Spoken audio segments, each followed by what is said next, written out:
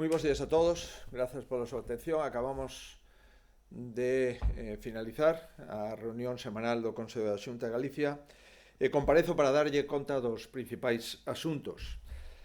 Podríamos destacar, en primeiro lugar, outra nova autorización para seguir adquirindo material sanitario.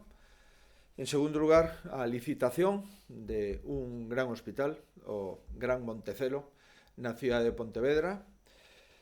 Cuestión que levábamos traballando nos últimos meses e que por fin temos culminada para poder aprobar o gasto e poder aprobar inmediatamente a licitación de un novo hospital na comunidade autónoma. En terceiro lugar, tamén a decisión de repartir 2.200.000 mascarillas de xeito gratuito para a poboación galega con menos recursos. E en cuarto lugar tamén dimos conta no Consello, en función dos distintos estudos que temos xa a disposición, do traballo para ir alumbrando unha proposta de desescalada.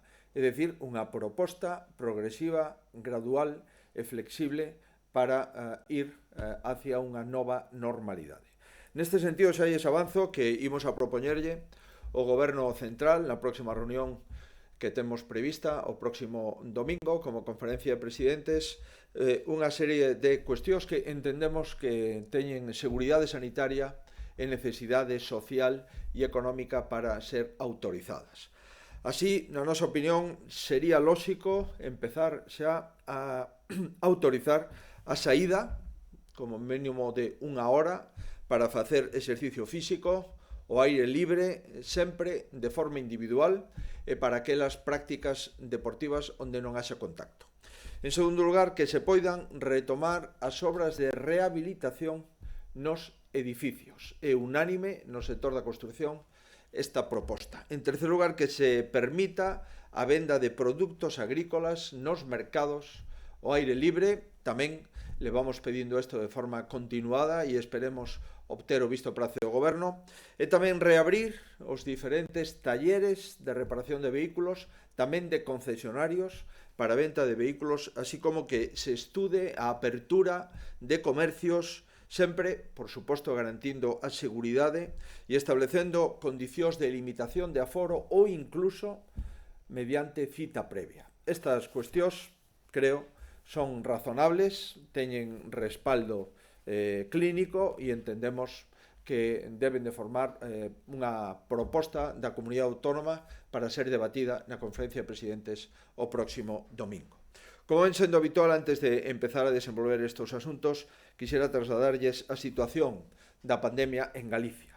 87 pacientes están neste momento nas unidades de cuidados intensivos, o que supón unha disminución do 5,4% en relación coas últimas 24 horas e unha disminución do 51% de ocupación de UCI dende o pico da pandemia.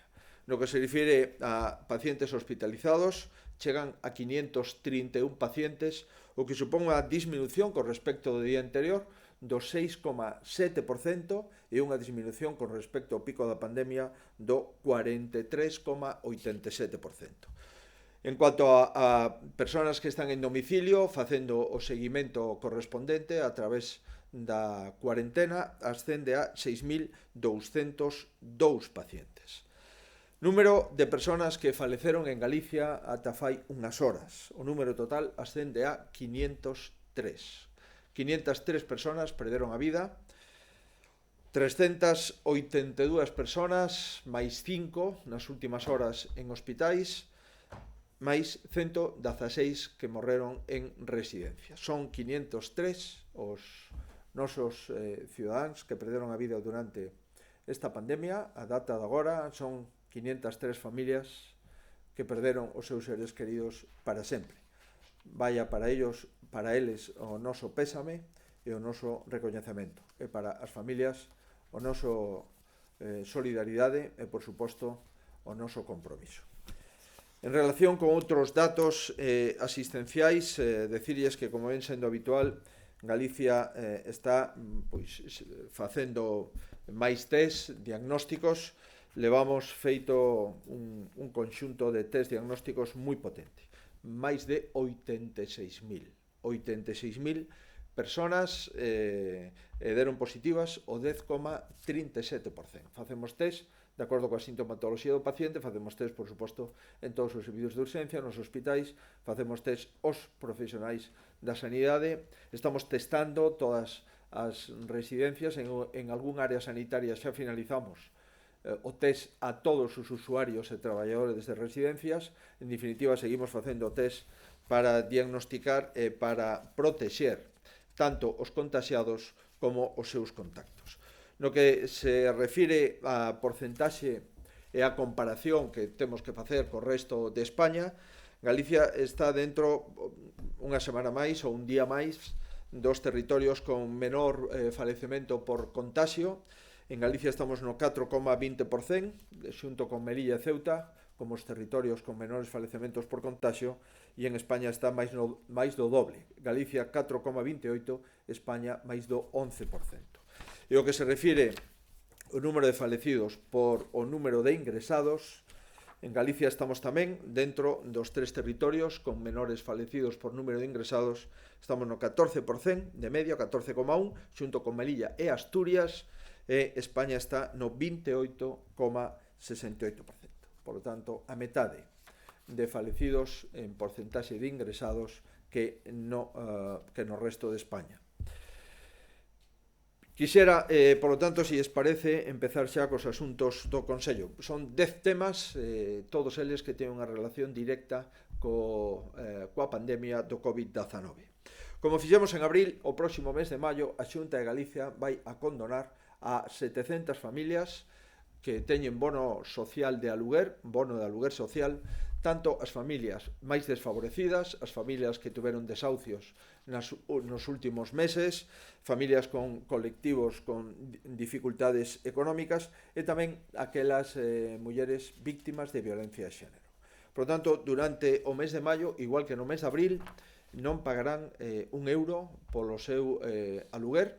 A Xunta de Galicia se fai cargo non só do importe do bono, que ascende entre 175 e 225 euros ao mes, en función do prezo do aluguer onde se ubique o inmoble, senón tamén a porcentaxe que lle corresponde a estas familias será financiada íntegramente un mes máis pola Xunta de Galicia.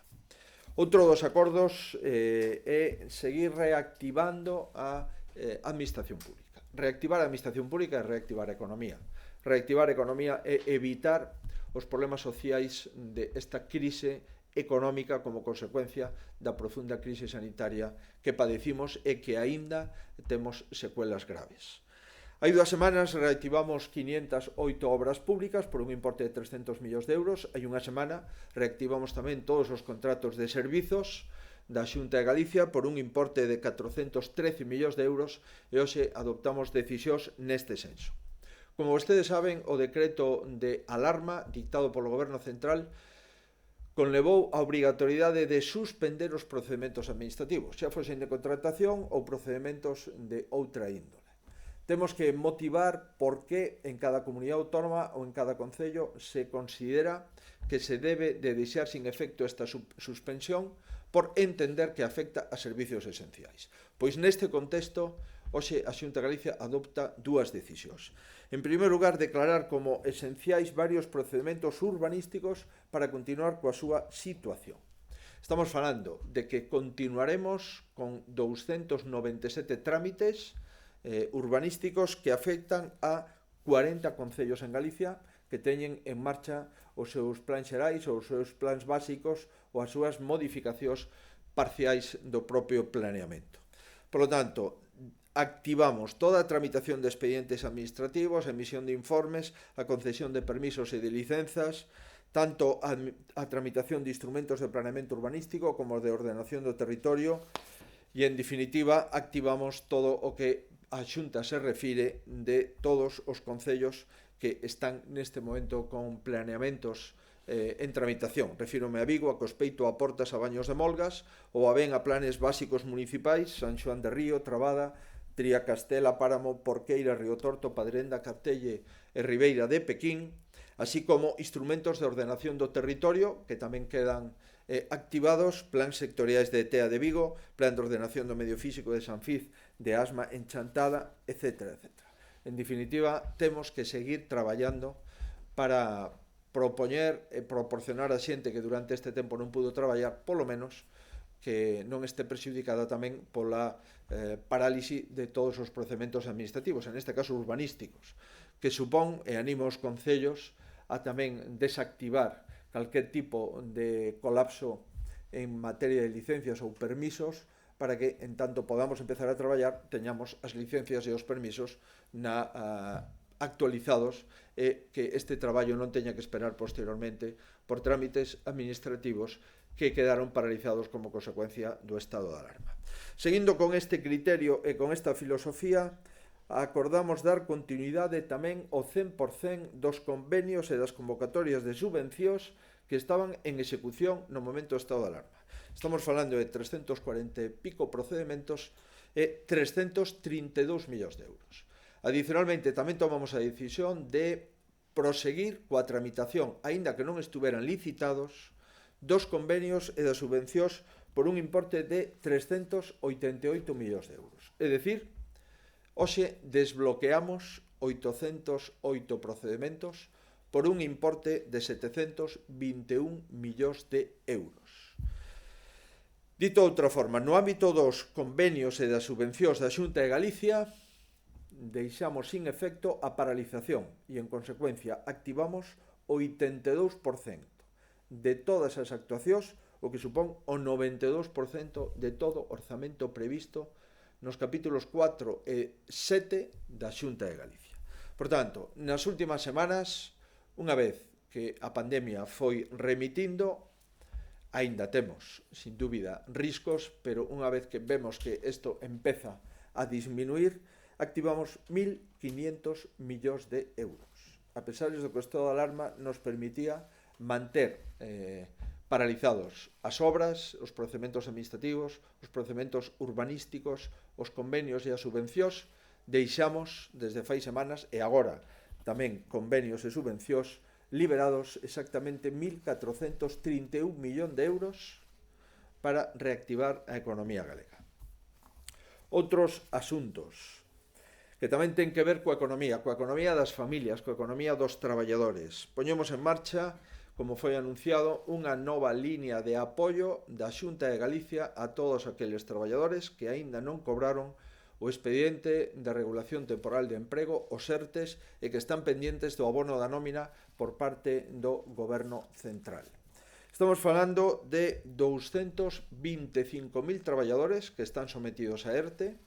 A maioría deles non cobraron aínda a nómina ou as nóminas que lle corresponden, e o que autorizamos é de unha forma inmediata que podan a partir do luns solicitar un anticipo de 750 euros ao mes.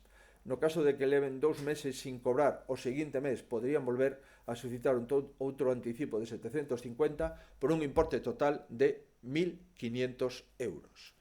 O convenio acordado coas entidades financeiras nos vai a permitir, como digo, a partir da próxima semana, que calquera persona que ten domiciliada a súa nómina nesa entidade financeira poda pedir un anticipo a Xunta de Galicia, e a Xunta de Galicia validará na entidade financeira ese anticipo de nómina por un importe de 750 euros ao mes durante 2 meses, total 1.500 euros. Os beneficiarios, pois, serán todos aqueles traballadores que presten os seus servicios laborais en Galicia, que estén incluídos nos ERTES, que este ERTE estea aprobado, prácticamente máis do 90% dos ERTE xa está aprobado neste momento, e que aínda non percibiron as prestacións que lle corresponden de acordo cos compromisos de abono de nómina do Goberno Central. Mais asuntos tamén en relación cos traballadores, en este caso coas persoas de rentas máis baixas, as persoas beneficiarias da Renta de Integración Social de Galicia. Hoxe pagamos a Renta de Integración Social de Galicia 24 de abril e non esperamos a finalización do mes. Anticipamos, pois, 4 ou 5 días esta nómina. Estamos falando de 10.000 persoas que perciben de media 550 euros ao mes. Son as persoas máis golpeadas non pola crise do COVID, senón por as situacións previa á crise do COVID, e que agora, lóxicamente, podan ter máis impacto na súa escasa economía e nas súas escasas rendas. E por eso anticipamos a nómina casi unha semana, 4 ou 5 días. Entendo que a partir de hoxe isto se está facendo líquido nas distintas contas bancarias destas 10.005 persoas. Como saben, a renda de inclusión social de Galicia ascende en términos cuantitativos a 64,4 millóns de euros, e o que facemos é anticipala estos días que acabo de referir. Mais asuntos tamén en relación con persoas afectadas polo COVID. Está claro os nosos maiores, que están en residencias sin poder recibir visitas e, por suposto, sin poder sair desas residencias. Necesitan comunicarse coas súas familias e as familias necesitan comunicarse con eles.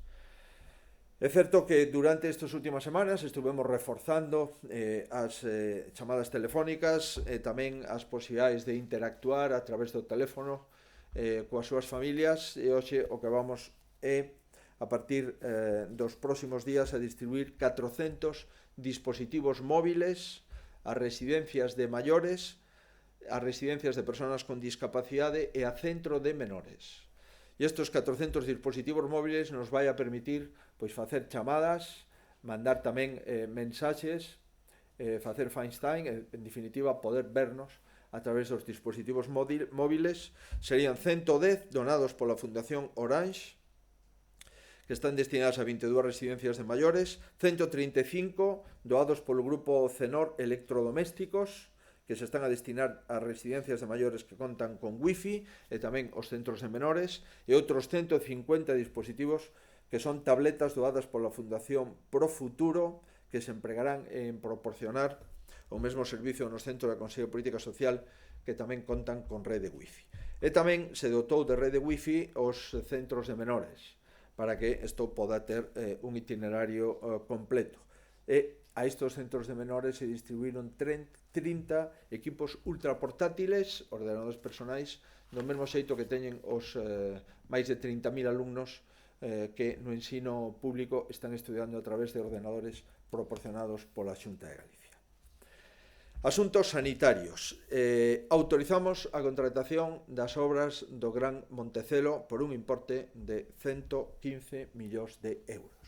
Levábamos traballando desde fai meses nesta contratación. Primeiro, tivemos que poñernos de acordo cos profesionais para diseñar o novo hospital. Segundo, intentamos e consensuamos co Concello de Montecelo as obrigas de cada unha das administracións públicas. Terceiro, propuxemos, contratamos e executamos o proxecto de obra, proxecto constructivo dos arquitectos, e agora xa con todo listo, declaramos este expediente como un expediente esencial, a pesar do estado de alarma. Desbloqueamos este expediente e aprobamos no Consello da Xunta o seu gasto. Esta construción do Gran Montecelo consiste en ampliación do hospital cara ao sur, aumentará o 50% a súa superficie, pasando de 79.000 metros actuais a 118.000 metros cuadrados futuros.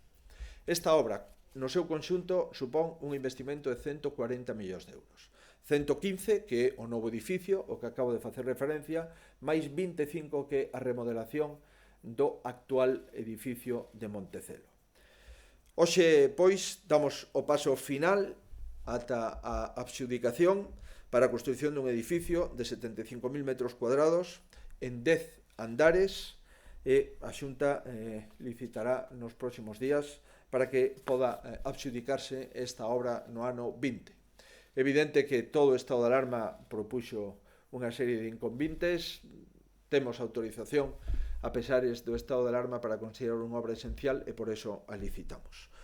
O novo inmoble estará unido ás actuales instalacións de Montecelo, e neste novo inmoble se centralizará a área de urxencias, a hospitalización con ingreso, especialidades de maior complexidade, e as unidades de críticos se incrementan un 36%. Foi clave ter unhas unidades de cuidados intensivos axeitadas neste pandemia, e por eso, cara ao futuro, pois vamos a seguir ampliando as unidades de críticos. En este proxecto se amplían un 36%, pasando de 20 camas a 35 camas. No actual edificio, unha vez remodelado, seguiremos facendo cirurxía maior ambulatoria, cirurxía de curta estancia, hospital de día e diversas consultas. As urxencias se concentrarán todas, única porta de urxencias, no novo edificio do Hospital Gran Montecelo. Este novo hospital disporá de 120 camas, máis que na actualidade o 60% dos cuartos serán individuais, 60%. Se aumentará un 92% o número de salas e postos de urxencias. Se suma un 49% os postos de hospital de día, que pasan de 109 a 162. Haberá unha sala de xogos, unha biblioteca, unha escola e un cine na área de pediatría. A carteira de servicios, ademais da nova UCI, se fará tamén unha nova UCI pediátrica e unha nova unidade para parto e recuperación no bloque obstétrico, e se ampliará a área de medicina nuclear, así como espazos únicos para endoscopia multidisciplinar e diagnóstico biolóxico. Esta ampliación supón, sen ninguna dúbida, un antes e un despois para a sanidade pública na área de Pontevedra. Estamos traballando ali, dando asistencia sanitaria hospitalaria a 300.000 habitantes, 26 concellos que terán un novo hospital para os próximos 50 anos. Do mesmo xeito que está funcionando desde fai anos o Hospital Lucus Augusti en Lugo ou o Hospital Álvaro Cunqueiro en Vigo, queremos que cada unha das cidades galegas e cada unha das áreas galegas teña ou novos hospitais ou hospitais ampliados e reformados. Neste caso, esta obra foi definida por 300 traballadores que foron consultados en 120 reunións e con 2.400 enquisas dentro dos traballadores do Hospital de Montecelo, os que lle agradecemos o seu compromiso durante o diseño do hospital e, igual que o resto dos compañeiros de outros hospitais e de atención primaria, a todo o persoal sanitario, sin excepcións, e a todo o personal non sanitario, sin excepcións, que traballa nas áreas de saúde, o noso testemunho unha vez máis. Estamos a piques de finalizar a remodelación integral do Hospital de Burela, estamos en obras no Hospital de Ferrol, temos proxectos constructivos no Hospital de Ourense e no Hospital de Santiago, temos proxectos de ampliación no Hospital de Barbanza e no Hospital de Verín, así como no Hospital de Cee, e esperemos tamén poder non só anunciar o novo hospital público da Coruña, senón poder tamén empezar a licitar o primeiro edificio do Hospital Público da Coruña. Espero, desexo, poder pechar co Concello da Coruña este investimento para probablemente medio século máis importante que se fixo na sanidade pública na cidade herculina. Outros asuntos sanitarios. Seguimos comprando polo trámite de urxencia ou de emerxencia material sanitario.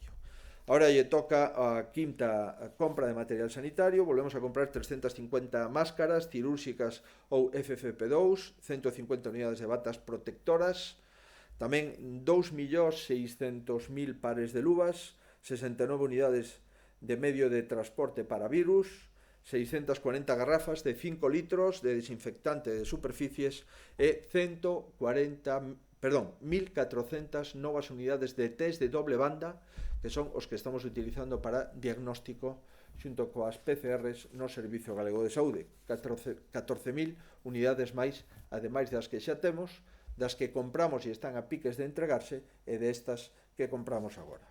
Levamos só en material sanitario de este tenor fungibles entre 23,4 millóns de euros. Pero seguimos comprando tamén máis material, e hoxe lle toca o turno a ventiladores, equipos de ventilación non invasiva, a ecógrafos, 545 mesas de noite con atril, 69 somieres articulados eléctricos, 69 colchós hospitalarios e 69 almofadas, tamén para completar as 69 camas completas que neste caso seguimos comprando, ademais das camas cedidas, donadas por Inditex e Estrella de Galicia, así como outros moitos donantes que doaron e siguen doando durante esta pandemia, os que nunca lle agradeceremos o suficiente, non só pola dedicación, pola determinación, non só polo seu diñeiro, senón pola rapidez en que conseguiron o material e pola rapidez en que o puxeron a disposición do Servicio Galego de Saúde.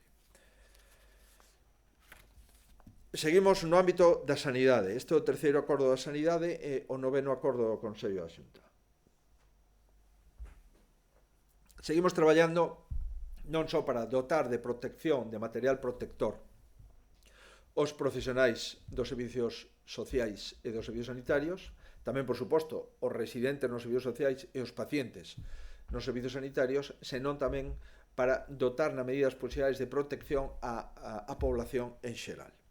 É certo que levamos pedindo desde fai tempo un criterio único asistencial no uso de mascarillas para que en España teñamos ese criterio único asistencial. O Comité Clínico da Xunta de Galicia, que está formado por profesionais sanitarios, nos levou xa desde fai uns días a recomendación para determinados colectivos e tamén en determinados contextos e en determinados lugares a utilización de mascarillas para a poboación en xeral. Estamos definindo o proceso de desescalada, o Goberno Central ten a última palabra, e o certo, verdad, é que temos que prepararnos para esa última desescalada.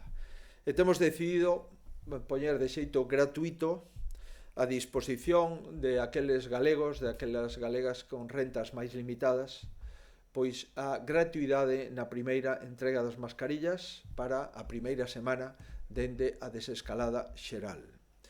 Se entregará, pois, un pack de 3 mascarillas sin custe e serán totalmente gratuitas para aqueles perceptores de rendas mínimas de inserción ou parados sen prestacións por desemprego.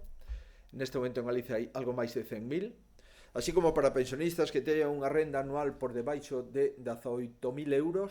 Nestes momentos hai aproximadamente 607.000, o cual significa que para algo máis de 700.000 persoas o primeiro pack de entrega de mascarillas para a primeira semana será gratuito por parte do Servicio Galego de Saúde. Por tanto, vamos a distribuir estes 2,2 millóns de mascarillas de forma gratuita en beneficio de máis de 700.000 galegos a través das oficinas de farmacia mediante a tarxeta sanitaria. Agradecemos ás oficinas de farmacia, aos colexios de farmacéuticos, a súa laboura, van a participar sin ningún tipo de coste, nin para o Servicio Galego de Saúde, nin para o usuario. Os packs serán distribuídos nas farmacias. Para retiralo será necesario presentar a tarxeta sanitaria e para estos 700.000 galegos, simplemente coa presentación da tarxeta, poderán levarse un pack cun pequena orientación para a instrucción de utilización correcta da mascarilla, así como as primeiras 3 mascarillas cirúrxicas que entendemos serán moi útiles dado o nivel de escaseza e dado o nivel de prezo que todavía temos que sufragar nas farmacias ou noutros lugares en España. Volvemos, pois, a intentar anticiparnos, vamos a intentar coñecer cal vai a ser o IBE das mascarillas. Eso é clave. Non podemos entender, nin podemos comprender, nin, por suposto, non podemos aceptar que o prezo da mascarilla teña un IBE, un imposto de valor engadido do 21%. Isto nos parece inapropiado, nos parece injusto e pedimos que se volva outra vez a repensar e que se deixe sin efecto este IBE para os cidadáns. Non ten ningún sentido que os cidadáns, ante a necesidade de ir cunha máscara pola calle, teñan que pagar o 21% do IBE deste material sanitario. Por tanto, mentras non desapareza a pandemia, entendemos como mínimo que este material sanitario debe ter o IBE reducido, que é do 4%. E óptimo sería ter o IBE cero. E pensamos, e así o volvemos a plantexar o Goberno Central, que adopte esta decisión, porque non é xusto en ningún caso que un cidadán o que lle propoñemos que compre unha mascarilla teña o mismo IBE que tiña nun momento de normalidade sanitaria. Nun momento de normalidade sanitaria un IVA do 21% non pode ser o mesmo IBE que nun momento excepcional, en un momento de pandemia como a que estamos a sufrir neste momento. Por último, estou convencido que o futuro nas mascarillas pasa polas mascarillas lavables reutilizables e por eso é moi necesario concretar o contido e alcance de todas as normas para poder fabricalas de forma intensa e invitamos a empresas galegas a que se aprovisionen a través das liñas de subvención da Consellería de Economía, Industria e Emprego a que aposten por este produto que estou convencido terá moita demanda nos próximos meses e probablemente durante varios trimestres. E por último, precisamente as mascarillas pois seguro que teñen un importante papel nesta nova fase que xa inminente, e quero insistir que a desescalada só se pode facer se hai seguridade sanitaria. Todas as decisións de ir abrindo distintos sectores económicos teñen que ter un respaldo sanitario, e a relaxación social impide un desescalamento rápido. Pola contra, se non hai relaxación social e todos seguimos co mesmo responsabilidade, coa mesma proporcionalidade e co mesmo respeto pola pandemia, entón poderemos desescalar, é dicir, volver á nova normalidade con maior celeridade. Reitero, pois, manter a distancia social de 2 metros, proceder ao lavado de mans de forma continuada e constante, extremar as precaucións, o uso de máscaras en determinados lugares, en determinados contextos, para determinadas persoas é o que nos vai a permitir conter a pandemia e o que nos vai a permitir volver á nova normalidade, é dicir, aquelas actividades que estamos deseando que se podan producir en Galicia e en España e no resto do mundo. Por conseguinte, antes de falar de desescalada, volvo a reiterarlles, non podemos baixar a garda. A pandemia non está resolta. A pandemia está resolta só na fase aguda, pero ninguén pode asegurar que en outono ou noutros momentos do ano pode haber un rebrote xeneralizado desa pandemia. Dependerá de nós, pois, que a desescalada se poda facer co maior éxito posible. O vindeiro domingo vamos a ter, creo que é a 7ª conferencia de presidentes. Eu quixera trasladarlle a todos vostedes o que lle vou a trasladar ao presidente do goberno. En primeiro lugar, nós seguimos pensando que é imprescindible xa, a estas alturas, vendo o que está facendo Francia, Alemania, Portugal, Dinamarca, por suposto países asiáticos, países do norte de Europa, necesitamos un horizonte previsible de volta á nova normalidade en todos os sectores económicos. Non digo que a nova normalidade se poda producir en todos os sectores económicos a vez. O que digo é que necesitamos un horizonte que será gradual, que será dinámico e que será reversible nos sectores económicos para tomar decisións personais, laborais e empresariais. A necesidade de aclarar as condicións de volta ao traballo, previsible no ámbito social, centros de día que pecharon, no ámbito educativo, que si prevemos ou non volver ás aulas antes de que remate o curso en xuño, así como un sistema de apertura e peche flexible de determinados establecementos. E o Consello de hoxe o que foi analizar as primeiras bases de desescalada que, na nosa opinión, é razonable plantexar xa na Comunidade Autónoma de Galicia no ámbito da situación da pandemia e no ámbito da situación epidemiolóxica que temos na Comunidade Autónoma, de acordo co Comité Clínico e de acordo con os estudios epidemiolóxicos dos que dispoñemos. Algúnas cuestións que tenemos en conta nese traballo de desescalada que o Goberno da Xunta de Galicia está facendo para propoñer ao Goberno Central, a quen lle corresponde, mentras non teñamos autorización expresa, facer a desescalada global, serían: entendemos que a desescalada se pode establecer por zonas e subzonas, e en función da situación da pandemia, da situación epidemiolóxica, pode ter distintas intensidades en zonas e subzonas do territorio de Galicia. Pensamos como segundo criterio que se pode facer unha peza separada do rural. Galicia é rural. 34.000 núcleos de población é o 50% total de núcleos de población de España. 34.000 núcleos de población galega. E os núcleos de población son distintos.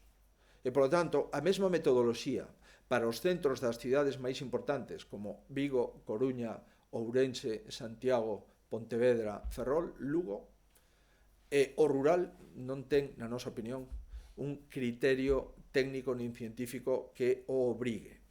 En terceiro lugar, hai que ter en conta a idade dos cidadáns. Non é o mesmo os menores de 19 anos, os menores de 65 anos, que os maiores de 65 e 70 anos.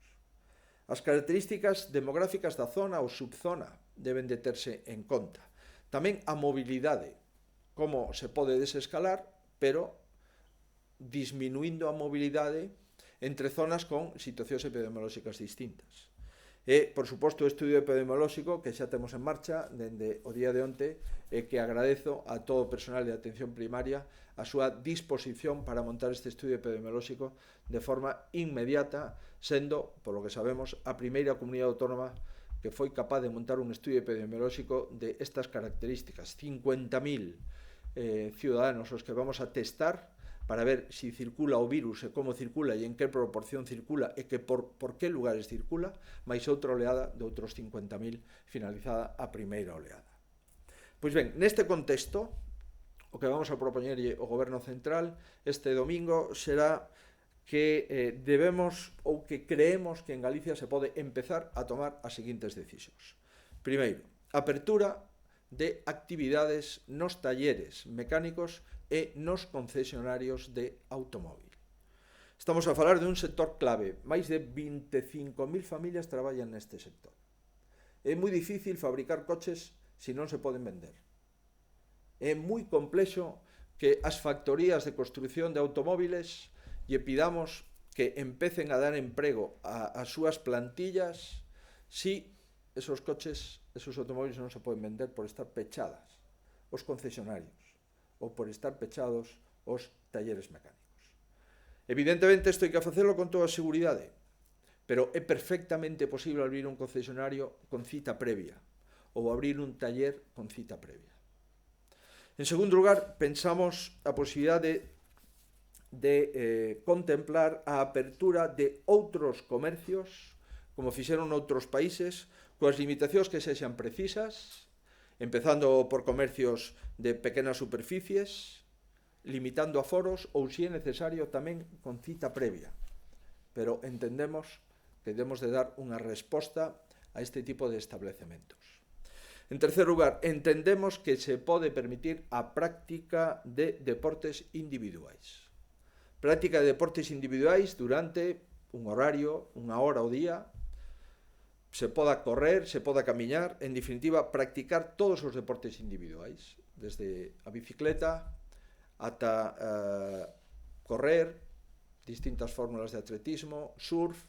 En definitiva, entendemos que esos deportes individuais durante un tramo horario se poden empezar a practicar na comunidade autónoma. En cuarto lugar, plantexamos tamén abrir a rehabilitación de edificios. O sector da construción unanimemente está solicitando que podan empezar as obras de rehabilitación nos edificios de Galicia. Mentras que as obras en edificios singulares, en edificios aillados, se pode facer, entendemos que mantendo todas as normas de seguridade e de higiene, debemos de empezar a deixar a facer tamén obras de rehabilitación nos edificios. E en quinto lugar, e o vimos solicitando desde fai semanas, creemos que se pode volver a mercar nos mercados municipais ao aire libre. Entendemos que se pode facer, xa o solicitamos formalmente ao Ministerio correspondente, e en consecuencia estes 5 vectores económicos máis o deporte ao aire libre serán as propostas que levemos á conferencia de presidentes. Insisto, apertura de talleres e de concesionarios de automóvil, a apertura de determinados establecementos comerciais, limitando aforos, incluso se é necesario, tanto nos concesionarios e talleres como en pequenos establecementos comerciais con cita previa, a práctica de deportes individuais ao aire libre, a rehabilitación na construción de edificios e, por último, mercados municipais ao aire libre para vender produtos autóctonos, produtos da xente que vive no entorno de esos mercados no ámbito rural. En definitiva, empezamos a traballar na desescalada. Reiteramos que a desescalada ou é segura ou non será. A desescalada ten que vir garantida por informes sanitarios que a acrediten e que a avalen, e a desescalada ten que ser progresiva, rigurosa e dinámica. É dicir, se hai un brote nunha fábrica, se hai un brote nun establecemento, si hai un brote nunha empresa, hai que testar de forma completa esa empresa e apartar os positivos para facilitarlle esa cuarentena e, se é necesario, pois pechar esa empresa, polo menos na mentras non finalice esa cuarentena. Pensamos que estamos cada vez máis preparados para actuar de xeito dinámico e de xeito flexible. Somos moi conscientes, insisto, que non se pode baixar a garda en ningún momento, que o distanciamento social é un requisito para calquer tipo de descalamiento económico e que, por suposto, tamén a higiene de mans e as máscaras son importantes para facilitar este desescalamento. Nos confiamos moito nos galegos porque nos deron moitísimos motivos para confiar, porque durante estas 6 semanas están tendo un comportamento exemplar. E como confiamos neles e sabemos que están sendo rigurosos, pensamos que a volta á nova normalidade non a debemos de pospoñer, salvo que sexa inevitable. E a situación da pandemia en Galicia e a situación epidemiolóxica en Galicia pensamos que nos autoriza para facer esta proposta.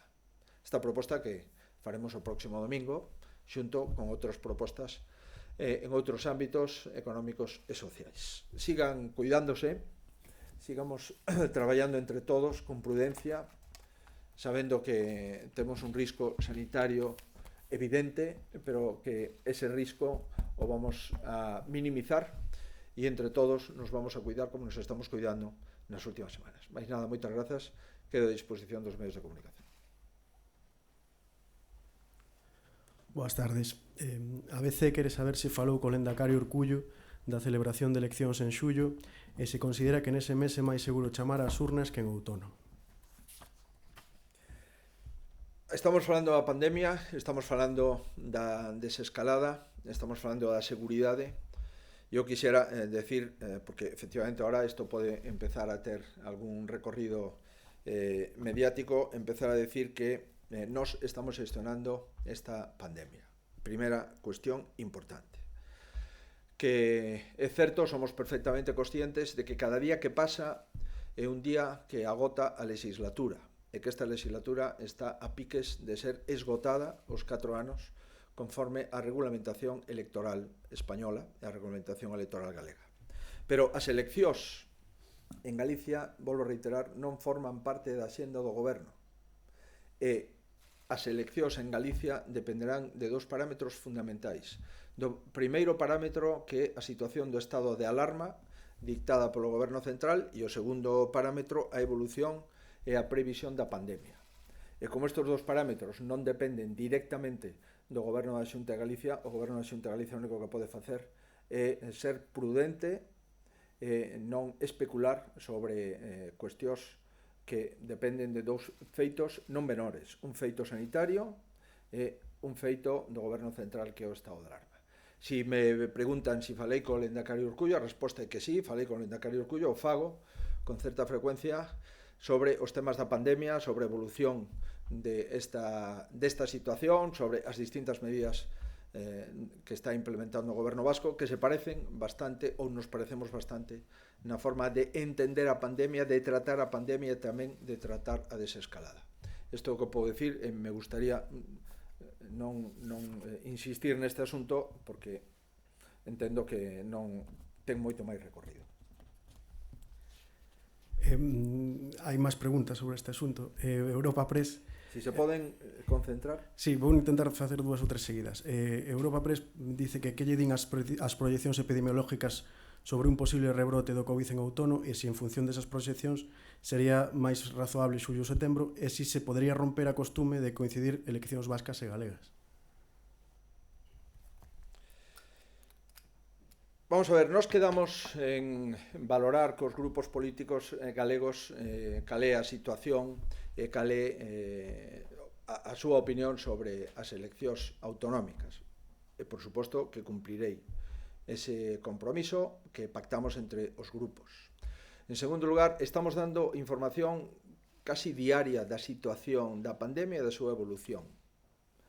En terceiro lugar, xa nos estamos anticipando neste momento a propoñer desescaladas concretas en sectores económicos concretos En cuarto lugar, estamos facendo un estudio epidemiolóxico que decidimos xa fa varias semanas e o primeiro estudio epidemiolóxico, polo menos global, que se fai en España. Por conseguinte, estamos nun estado de alarma que lle corresponde ao Goberno Central desactivalo, e en segundo lugar, estamos ante unha evolución da pandemia que nos corresponde a nós facer esa evolución seria e profesional, e é o que estamos facendo. Que pode haber máis posibilidades de rebrote nos meses de outono e de inverno, eso xa o dixen fai semanas. En consecuencia, o que podo decir é o que veño dicindo, non estou improvisando absolutamente nada. Os datos que din son os que ratifico, pero, volvo a reiterar, neste momento na axenda do Goberno da Xunta de Galicia non están as eleccións. En segundo lugar, estas eleccións que hai que celebrar sí ou sí dependerán da evolución da pandemia e da situación do estado de alarma que decretou o Goberno Central. En este contexto é cando nos vamos a mover nas próximas semanas ou nos próximos meses. Última sobre esta cuestión, nos diarios si ten previsto convocar unha mesa de partidos políticos para avaliar a situación de emerxencia e analizar a posibilidade de convocar as eleccións. Cos partidos políticos levamos, se non recordo mal, 6 comparecencias, unha no Parlamento, na Comisión, na Diputación Permanente, 5 posteriores por videoconferencia. Vou a volver a comparecer no Parlamento de Galicia e, por suposto, antes de adoptar ninguna decisión sobre a convocatoria electoral, volverei a convocar os partidos políticos para falar da necesaria convocatoria electoral aprazada, como se sabe, e que inevitablemente tenemos que volver a celebrar en Galicia porque é o que obriga o Estatuto, a Constitución e o final do mandato. Por suposto que citarei a todos os partidos políticos para falar das eleccións galegas cando toque, cando teña algo que decirles. Informativos Telecinco, ¿está el gobierno gallego trabajando en algún plan para el futuro del sector hostelero y el turismo? La respuesta es que sí, tenemos muchos contactos a través de la Consejería de Cultura y de Turismo con el sector hotelero, con el sector de la restauración. Teníamos el Año Santo compostelano, el Año Santo xacobeo, que estaba en su mejor momento, y de hecho en el año 2019 Galicia fue la comunidad autónoma que más creció en lo que a turismo se refiere, con un incremento del 6%, por lo tanto nos ha hecho un daño enorme en nuestras posibilidades económicas. Estamos hablando con ellos, primero haciendo una valoración de la adaptación de los locales que deben de tener prevista, y segundo, junto con el Comité Clínico del Servicio Gallego de Salud, pues valorando qué quincena o qué mes creemos, de acuerdo con nuestra situación de evolución de la pandemia y del estudio epidemiológico, creemos que sería prudente volver a reactivar paulatinamente, con aforos limitados, el sector de la hostelería y el sector de la restauración y el sector hotelero en Galicia. Todo, lógicamente, en el contexto de coordinación que el Gobierno Central se reserva para sí, al menos que se ha reservado para sí hasta el momento. Sí, Radio Televisión de Galicia pregunta se estuda a Xunta algunha data para a volta dos alumnos ás aulas este curso, escalonadamente ou por cursos. Isto dependerá, como digo, do Goberno Central no momento en que autorice a toda a población volver ás rúas coas limitacións que considero oportuno. Eu xa dixen que me gustaría que os rapaces, as rapazas, os alumnos puderan despedirse, ter un contacto antes das vacaciones de verán cos seus compañeros e cos seus profesores, pero unha cousa é o que, desde o punto de vista docente, consideramos que pode ser apropiado, e outra cosa é se eso se pode casar desde o punto de vista sanitario. Neste momento, insisto, nos gustaría que eso pudera suceder, pero temos incógnitas sin resolver. Sobre a desescalada tamén preguntan si hai algún borrador da Xunta e que especialidades médicas integran o seu comité asesor. Neste momento, creo que xa o dixen fai días, estamos traballando nunha proposta de volta á nova normalidade no ámbito da Comunidade Autónoma Galega. É a nosa responsabilidade, aínda que non sexa a nosa competencia, por lo menos a nosa competencia plena. E pedimos ao Goberno Central autonomía dentro do marco xeral para tomar decisións no ámbito da Comunidade Autónoma e para ter unha autonomía responsable, temos que ter un informe responsable. Ese informe responsable ten que estar validado polos responsables sanitarios. E aí, nesos comités que hai dous xa, un que está estudiando exclusivamente a desescalada e outro que está estudiando o posible rebrote que podamos ter en outono e en inverno, ou posibles rebrotes concretos que podamos ter nos próximos meses do verán, pois hai dous grupos claramente diferenciados. Está prácticamente, por suposto, na desescalada están moitos profesionais de atención primaria, tanto médicos como enfermería, están profesionais de medicina de urxencias, profesionais de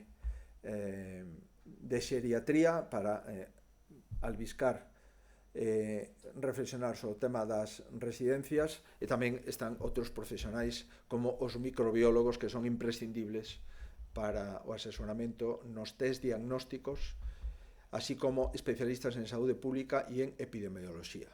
E no outro comité clínico pois están as especialidades quirúrxicas, porque temos que ir pouco a pouco avanzando a actividade médica quirúrxica, así como xa os que estaban, medicina interna, infecciosos, medicina preventiva e outras especialidades para evaluar o rebrote, así como para evaluar o incremento da actividade que queremos se empece a producir nas próximas semanas, nos próximos meses, tanto nos hospitais como en atención primaria.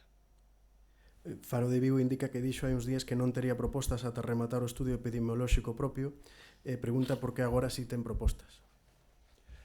As propostas de desescalado completo non as faremos ata que teñamos o estudio epidemiolóxico acabado, como mínimo a primeira onda, os primeiros 50.000. Estas propostas que acabo de referir as podo facer por dous criterios. A primeira, polo número de contaxios por PCR, que está no entorno do 10%, considerando que as PCRs as facemos nos núcleos dos brotes localizados máis agudos, é dicir, nos hospitais, nas residencias da terceira idade, nos profesionais sanitarios e nos profesionais dos servizos sociais. Estamos dentro do núcleo agudo de virus, estamos no entorno do 10%, eso nos dá unha idea, e xa anticipo, de que o que pensamos é que o virus en Galicia tivo pouca circulación, e que a maioría da población galega entendemos que non tivo contacto co virus. Con este contexto de PCR xa executada a máis de 75.000 personas, cos contexto de o desescalamento, que de acordo con este criterio, máis o criterio de pico de UCI, pico de hospitalización, e número de altas hospitalarias, entendemos que o que acabamos de decir é absolutamente razonable. Si queremos fabricar coches, temos que darlle a posibilidade de vendelos. Un concesionario é un establecemento con carácter xeral amplo, e se pode dar perfectamente unha cita previa para calquera persona que quera mercar un coche. Si queremos reactivar a situación económica, é necesario que a xente que vai ao seu traballo no seu coche, porque favorecemos a utilización individual de coches, neste momento da pandemia, que poda ter un taller aberto tamén con cita previa. Por suposto que a práctica do deporte 1 hora ao día a persoas que fan deporte con carácter xeral son persoas sanas, nos parece que eso se pode facer, e de feito hai países onde nunca se interrumpiu a práctica de deporte, e as outras consideracións ás que me referín entendemos que se pode practicar tanto o mercado de produtos locais se está facendo no País Vasco e en Cataluña. Nos preguntamos e pedimos, e se nos dixo que non por escrito. Como nos gusta cumprir o Estado de Dereito, pois nos sometimos a consideración do Goberno Central. O que pedimos é que non ten ningún sentido que haxa comunidades autónomas que o están facendo e comunidades nosas rurais non o podamos facer simplemente porque ten dous criterios o Goberno Central. Un criterio en Cataluña e no País Vasco a favor e un criterio en Galicia en contra. Por tanto, todas as cousas que acabamos de referir nos parecen oportunas e nos parecen razonables. E isto, insisto, non é un cambio de criterio, senón simplemente é a evolución da situación epidemiolóxica e da situación diagnóstica á situación social que estamos vivindo semana tras semana. Tamén sobre ese estudio a súa incidencia na desescalada, Galicia Confidencial apunta a que a Xunta anunciou un e o Goberno Central outro. Pregunta se non é contradictorio que lle pida ao Goberno Central un mapa de desescalada cando acaba de decir que é necesario ter un estudo para tomar as decisións, e se non habría que esperar en Galicia e en España ter datos dos estudos para tomar decisións tamén no ámbito electoral. Mire, nós vivimos pedindo un estudio epidemiolóxico non nas últimas semanas, senón dende que empezou a pandemia os 15 días. Si repasamos as roldas de prensa, nós sempre pedimos un estudio epidemiolóxico en cada comunidade autónoma. Tardamos semanas en que se inicie o estudio epidemiolóxico por parte do Goberno Central, e de momento aínda non o anunciou. Por tanto, si esperamos o Goberno Central para facer o estudio epidemiolóxico, simplemente o que teñemos que facer é non facer nada. E non creo que a responsabilidade neste momento é non facer nada. Empezamos o estudio epidemiolóxico e eu espero que o Goberno Central, con todas as dificultades que poda ter no seu diseño, pois que o pode empezar, dice que ao longo da próxima semana. Pois sería bo. En todo caso, o número de persoas que testa o Goberno Central non vale para tomar decisións, na miña opinión. Testar 4.000, 5.000 persoas en Galicia a min non me dá a seguridade plena. Prefiro testar 50.000 na primeira ola e outros 50.000 na segunda. E por eso entendo que os estudios son compatibles e que os estudos pois son necesarios. O que si digo é que como autoridade sanitaria que vamos a seguir sendo unha vez que se levante o estado de alarma, con todas as competencias sanitarias plenas que volveremos a recobrar cando o mando único deixe sin efecto a intervención da sanidade galega, con esa responsabilidade eu iniciei un estudio epidemiolóxico de 50.000 persoas na primeira onda e 50.000 na segunda. 4 Televisión indica que el sector de la pesca gallego es el que quizá tenga más complicado cumplir el protocolo y pregunta si han pensado algo para que ellos puedan volver al trabajo en condiciones de seguridad. Que yo sepa, la pesca gallega está pudiendo volver al trabajo y está faenando con carácter general. Es verdad que tenemos un problema en los mercados, básicamente en mariscos y moluscos, porque hay menos demanda en el mercado, y por eso le planteamos en la Comisión, en la Unión Europea, la modificación de los criterios de reparto del Fondo Europeo de la Pesca, que agradezco a los eurodiputados, alguno de ellos eurodiputado de mi grupo gallego, pues que hubiese obtenido el visto bueno tanto de la Comisión como del Parlamento. Pero en la pesca con carácter general hemos vuelto a faenar. Es verdad que siempre con dificultades y siempre con algunos riesgos. Hemos facilitado mascarillas a buena parte de las cofradías gallegas y vamos a seguir trabajando en este tenor. Me olvidaba decir que en el ámbito del deporte, al aire libre, nosotros creemos que también se puede volver a pescar en los ríos. Los pescadores en los ríos tienen distanciamiento social, sin duda, y por consiguiente la actividad de la pesca fluvial me parece que sea una actividad que podamos autorizar en los próximos días. Bien, esa era precisamente la pregunta del Progreso, si contemplaba en el listado de deportes la pesca. Entonces pasamos a la cuestión de los test, que también ha suscitado varias dudas. Antena 3 indica que algunas comunidades autónomas como Aragón ha dicho que su gestión demuestra su conocimiento, en concreto en el caso de los test, y pregunta si cree exportable el modelo realizado en Galicia. Bueno, yo le agradezco al presidente alemán su generosidad y su amabilidad, y cuando hablo con el presidente alemán, pues como es lógico, hablamos de lo que él quiera o de lo que yo quiera. Hemos hablado de los test, yo le he explicado cuál es nuestra posición, y creo que los test de anticuerpos completos, los que inicialmente nos donó el Gobierno Central, no son los indicados para un diagnóstico a un paciente, pero sí son oportunos para hacer un estudio epidemiológico, que lo que nos va a dar como resultado es el porcentaje de gente que ha tenido contacto con el virus, ya sea gente que ha tenido el virus y lo ha superado y está inmunizada, o gente que tiene un contacto en este momento del test con el virus y necesita pues el confinamiento. Por tanto, yo creo que el test epidemiológico, la metodología de Galicia, el hacerlo de forma masiva en la población, el distinguir por comarcas, el hacer foco con mayor intensidad en las ciudades más pobladas y en hacer una estructura por edades y una estructura por ubicaciones demográficas y físicas, nos parece que va a dar una radiografía bastante aproximada a la realidad del virus y de su impacto en la población en una comunidad autónoma. News Diario, ¿hay algún problema logístico en nuestra comunidad que impida poner en marcha las pruebas de seroprevalencia del Ministerio de Sanidad? No lo sabemos. Las pruebas del Ministerio de Sanidad lo que tiene que plantear es qué tipo de pruebas quiere hacer. En principio dijo el gobierno que las iba a hacer el gobierno.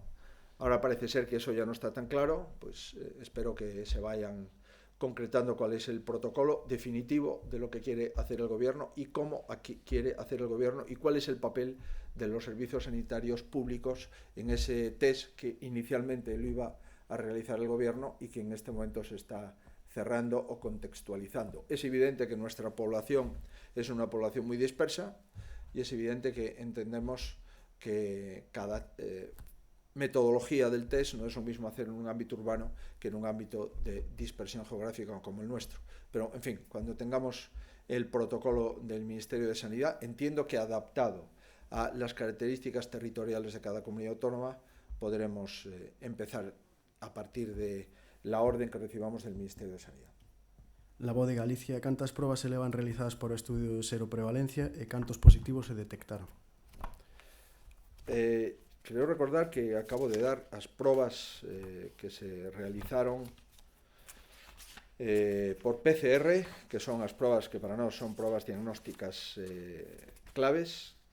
Si non recordo mal, fixemos 78.822 probas de PCR de test de anticorpos de doble banda, que son os que comprou a Xunta de Galicia, unhas 7.333. O número de probas totales PCR e test de anticorpo de doble banda, 86.155. Número de positivos, o 10,37%, unos 8.700 e pico positivos. El País pregunta cuáles son los datos de capacidad de las UCIs y la tasa de hospitalización en Galicia. Pois mire, el UCI empezamos cunha capacidade de 166, que era o que tiñamos no momento antes da pandemia. Empezamos a mercar UCIs, respiradores, en definitiva, poder ampliar as UCIs. Chegamos na primeira volta a 270 UCIs, que podíamos dispoñer delas sin problema, e neste momento pois xa temos moitas máis UCIs que foron dispoñibles para utilizar no caso de que foran necesarias. O número de respiradores que comprou o Servicio Galego de Saúde, máis o número de respiradores que foron donados ao Servicio Galego de Saúde, nos permite neste momento ter máis de 400 camas de UCI.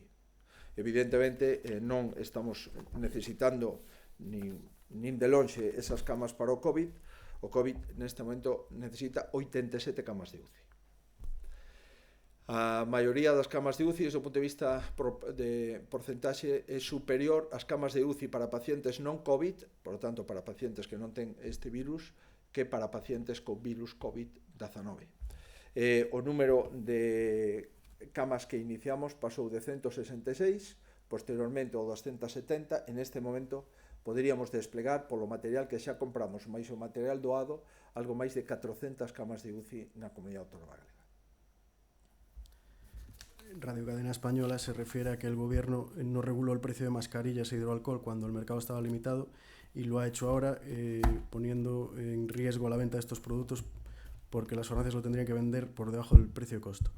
La pregunta es qué le parece esta situación y si lo considera otra improvisación más. Eu creo que o goberno sobre as mascarillas, o uso das mascarillas, o prezo das mascarillas, o criterio do imposto de valor engadido das mascarillas, está claro que unha das partes da pandemia donde non acertou. Creo que mayoritariamente ese sentimento e esa reflexión. É moi difícil improvisar máis en menos tempo cun produto concreto como son as mascarillas. Inicialmente non foi capaz de favorecer o número de mascarillas que necesitábamos. Posteriormente interrumpiu a compra de mascarillas por parte dos servicios de saúde. Seguidamente volveu outra vez aos servicios de saúde a facilitarlle a compra. En cuarto lugar, nunca trasladou o número de mascarillas aos servicios de saúde que previamente nos notificaba, e agora, pois sorprendentemente, propuxo un prezo máximo de mascarilla, que en principio me parece que é unha metodoloxía correcta, pero antes de tomar esa decisión hai que tomar dúas decisións. A primeira é saber a que precio se estaban mercando as mascarillas por parte das oficinas de farmacia. E a segunda e fundamental é deixar a cero o imposto que grava as máscaras. Me parece fundamental. É curioso estar escoitando a moitos políticos falar do seu compromiso coa sanidade pública e no momento en que hai que acreditar ese compromiso meterlle un IVA do 21% a un elemento fundamental para loitar contra a pandemia. Pero, en todo caso, o goberno ten tempo para rectificar e eu espero que rectifique e que anule o imposto de valor engadido ás máscaras do mesmo xeito que o resto dos países da Unión Europea deben de facelo. Onte Portugal acreditaba que a súa proposta é rebaixar o 6%, creo que é unha proposta razonable, o IBE reducido que España está no 4%, que por aí debería de andar, si non é posible disminuílo o 0% durante o tempo que dure a pandemia, insisto, durante o tempo que dure a pandemia. Para adquirir unha mascarilla por parte do sector público temos o IBE a cero ata o 30 de xullo. O que non ten sentido é que para adquirir unha mascarilla por parte de persoas con recursos escasos ese IBE pase o 21%. E por iso a decisión que adoptamos foi a estas persoas con recursos escasos pois doar máis de 2 millóns de mascarillas e poñelas a disposición nas oficinas de farmacia antes da data fixada, en principio, que é o 11 de maio para o desescalamento, que espero que sexa a data que manexa o goberno. E unha última que volve ao tema de inicio, el diario.es pregunta se os partidos da oposición terán posibilidade de influir na elección da data electoral.